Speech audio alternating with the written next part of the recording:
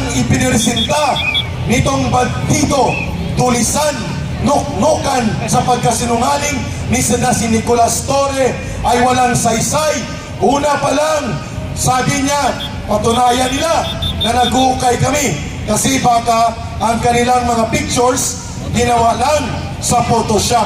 Ngayon, nang nabukya, ayun, sino ang sinungaling? Ang mga pulis at si Torre. Ambulansya po ito ng Kingdom of Jesus Christ. Si Brother Edwin buhay pa, kaya nagmamadali. Lawyer ito, ang sa gilid. Sinasabihan niya mga pulis na tumabi. Ang order ni Torre, huwag palalabasin o huwag pagagalawin ang ambulansya. What is happening in Kingdom of Jesus Christ kay Pastor Tibuloy is part of a bigger picture and a bigger agenda. And what is that? Lumpuin ang lahat ng mga tumutulong sa politika at pamumuno ng mga Duterte at isa sa pinaka-impluensyado at matatag na naninindigan sa agenda ng mabuting pamamahala ng Duterte brand of leadership ay si Pastor Tibuloy. Paglusok, pananakit at ginagawang state terrorism sa laboratorio ng kanilang martial law sa KOGC at kay Pastor Tibuloy. Sino ang totoong target nila? Si Rodrigo Duterte, si Sara Duterte, si Mayor Duterte, and anybody na kasama sa Duterte brand of political leadership. Torre, bandido! Torre, bandido! Aristuin! Torre, bandido! Aristuin! Torre, bandido! Aristuin! Hindi siya dapat naging pulis. Sayang ang 120,000 kada buwan na sahod niya at dapat hindi ito payagan na magretiro. Sabi niya, walang nag-uutos sa kanya. Alas 4:30 ng madaling araw, nasa tabi ako ni Atty. Torion at ni Sister Nori, August 24. Kararating ko lang galing sa Canada sa pagtitipon ng mga Pilipino na mga kababayan natin laban sa kabulukan ni Marcos doon sa Toronto. Pagdating ko, nag-press conference alas 2 ng madaling araw, lumabas na kami sa kalsada, 3,000 mga birtugong pulis ni Torre, nakapormasyon na at armado. Paglapit ko doon sa negotiation area, ang bitbit ni Torre, baby Armalite na may suppressor o tinatawag nating silencer. Nakasling, hindi totoo na wala siya doon. Nakasling ang baby Armalite ni Torre at may suppressor. Makikita yan sa video. Habang nagni-negotiate siya, may bitbit siyang baby Armalite na may silencer. Hindi warrant of arrest ang kanilang ipinunta sa paglusob noon. Ang kanilang pagpunta ay para manakit at pumatay. Kung kinakailangan nilang pumatay, ay gagawin nila dahil mga baliw, mga bandido, mga tulisan, mga bertugo.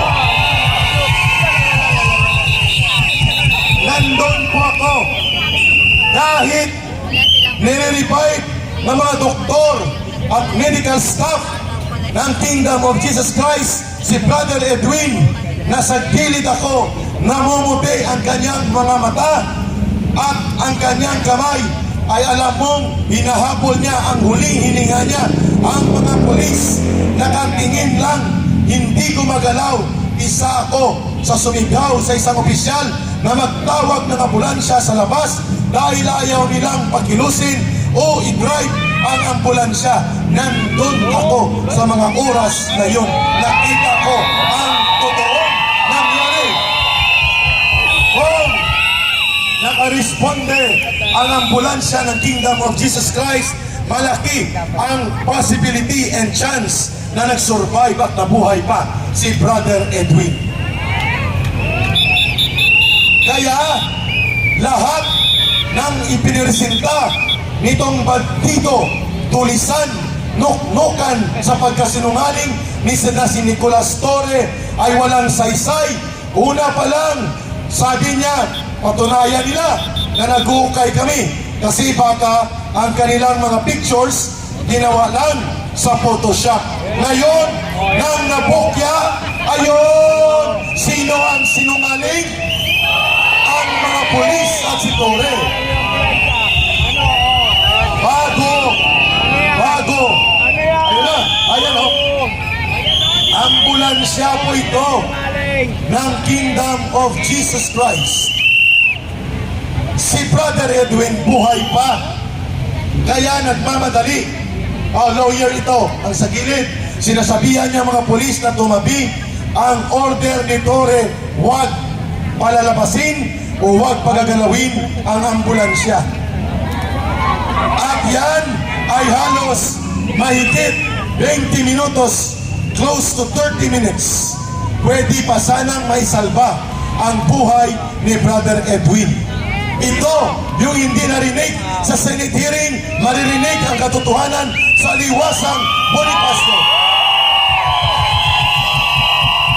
Si Nicolas Torre, ang kriminal na dahilan kung bakit namatay ang ating brother missionary na si Brother Edwin.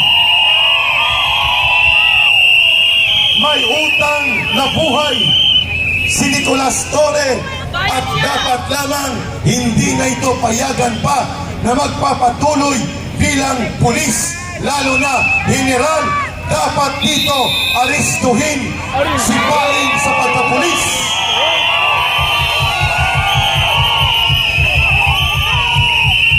At para mabigyan tayo ng mas malawak na perspektiba, ang game plan nila, panindigan ang kanilang illegal at kriminal na ginagawa sa loob ng Kingdom of Jesus Christ, sapagkat ang totoong nag-uutos kay Torre ay si Marcos mismo.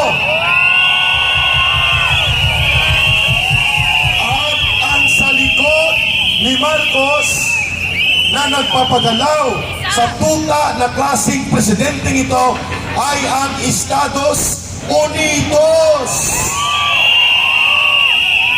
Kaya malakas ang loob ni Diwata Torre na lapagin ang batas na parang bandido, tulisan at utak kriminal, sapagkat ang pumapayong sa kanya itong at wala sa katinuan na presidente na si Marcos Jr.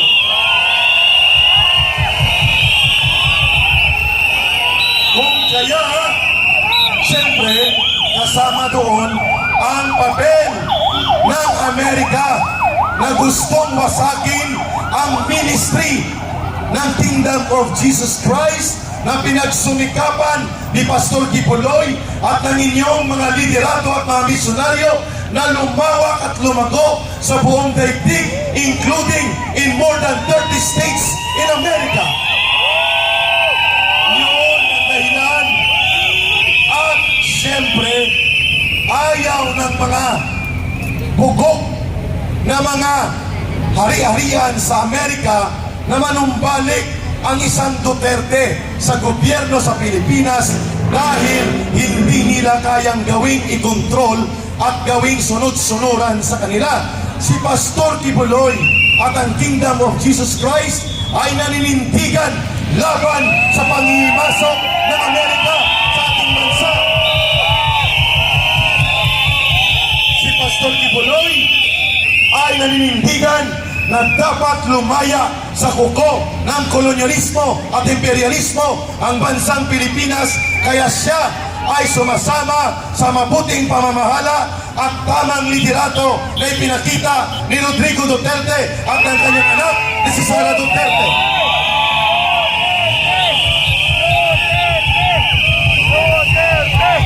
Si Pastor Kibuloy, ang Kingdom of Jesus Christ ay hindi mga politiko, pero kayo ay may tungkuling ayusin ang ating bayan, maging matino ang pamahalaan at dapat ito ay naglilingkod sa kabutihan, kapakanan at karapatan ng mamamayang Pilipino. Exactly why you are supporting si Pastor Kibuloy sa kanyang advokasya for humanity at mabuting pamamahala na ipinakita ng mga Duterte.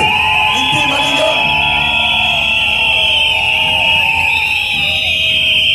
Samantalang ito, si Marcos Jr., para mapanatili ang pandarambong at pagnanakaw ng kanilang pamilya at maibalik ang kanilang dinambong at tinakaw sa kaban ng bayan, nagpaalipin at nagpakatuta sa Estados Unidos, kung kaya nagkahiwalay sila ng landas ng mga Duterte at ni Pastor Kibuloy. Iyon ang totoo. At dahil dyan, ito ang kanilang ginawa. Sa likod ni Marcos, ang mapangnupil at mapanakop at walang kinikilalang bansa, lahat pinagpakialaman itong Estados Unidos na tinatawag namin dambuhalang imperialistang mang-aapi at mananakop. Nakakita ng pagkakataon na si Marcos, dahil siya ay mahina, walang paninindigan, tuta at ubot ng sinungaling at walang pagmamahal sa ating bayan, ginamit ng Estados Unidos. Yun ang totoo. The bigger picture is being clear right now. What is happening in Kingdom of Jesus Christ kay Pastor Kibuloy is part of a bigger picture and a bigger agenda. And what is that?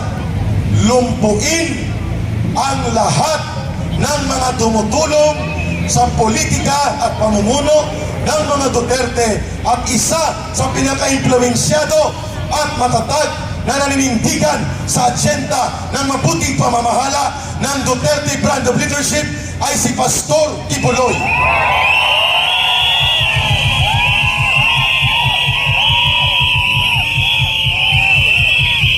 Pero sino ang pangmatagalan at pangunahing target ng Estados Unidos at ni Marcos sa kanilang ginagawang pang-aatake, paglusok, pananakit at ginagawang state terrorism sa laboratorio ng kanilang martial law sa KOGC at kay Pastor Kibuloy?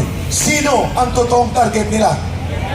Si Rodrigo Duterte, si Sara Duterte, si Mayor Duterte, and anybody na kasama sa Duterte brand of political leadership. Ayaw ng Estados Unidos na makabalik pa sa poder. Kaya si Marcos gusto niyang bawiin ang ninakaw at dinambong nilang mga kayamanan ng ating bansa. Ginawa niya, isinanla niyang ulo ni Pastor Kibuloy at isinanla niya ang buong integridad at soberanya ng bansang Pilipinas.